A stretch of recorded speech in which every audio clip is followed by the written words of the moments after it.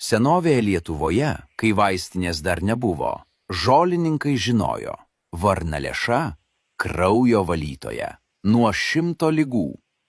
Ji valo organizmą iš vidaus, stiprina kaip reta kuri žolė. Šaknys – tai varnalėšo širdis. Jose slypi inulinas, natūralus prebiotikas, polifenoliai, arktigeninas, lignanai. Jie veikia taip. Stiprina imunitetą, žadina gynybinės jėgas, padeda kovoti su infekcijomis ir virusais. Gerina virškinimą ir žarnyną, ramina uždegimus, mažina pūtimą, vidurių užkietėjimą, maitina gerąsias bakterijas. Saugo širdį ir kraujagyslės, mažina cholesterolį, gerina kraujotaką, palaiko stabilų spaudimą.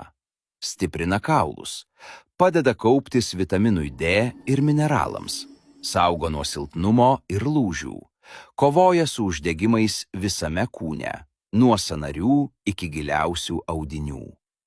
Liaudies medicinoje ir naujausiuose tyrimuose minima, kad varnalėšo šaknys ir ekstraktai gali slopinti vėžinių ląstelių augimą, ypač krūties, kasos, kepenų navikų atveju.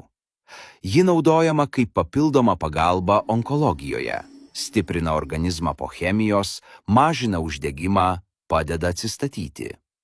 Vyrams varnalėša tikras lobis, liaudiškai vadinama natūraliu vaistu nuo prostatito, adenomos, potencijos silpnumo. Ji valo kraują, mažina uždegimą prostatoje, grąžina jėgą, pasitikėjimą ir harmoniją meilėje bei sekse. Lapai – nemažiau stiprūs. Švieži nuplauti, jie dedami ant žaizdų, nudegimų, sąnarių, karščiuojančio kūno. Senovėje jais apdėdavo ligonį nakčiai, kad nuslūgtų karštis ir plaučiai atsikvėptų. Jie traukia toksinus, malšina uždegimą, ramina odą, egzemą, psoriazę, spuogus. Varnalėša nemėgsta girtis. Ji auga ten, kur kiti augalai neįstengia, sunkiame, molingame dirvožemyje. Bet būtent todėl ji tokia stipri. Surenka iš žemės viską, kas geriausia, ir atiduoda žmogui. Šiandien, kai skubame prie tablečių, verta prisiminti.